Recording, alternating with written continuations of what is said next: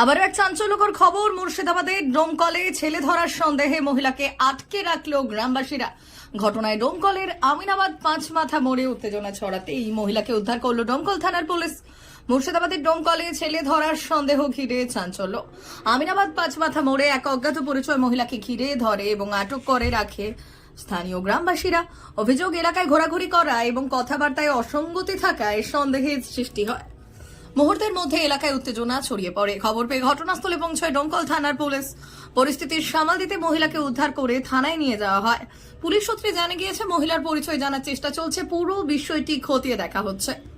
এলাকায় যাতে কোনো গুজব না ছড়ায় সেই ব্যাপারে সাধারণ মানুষকে সতর্ক থাকার আবেদন জানিয়েছে পুলিশ প্রশাসন।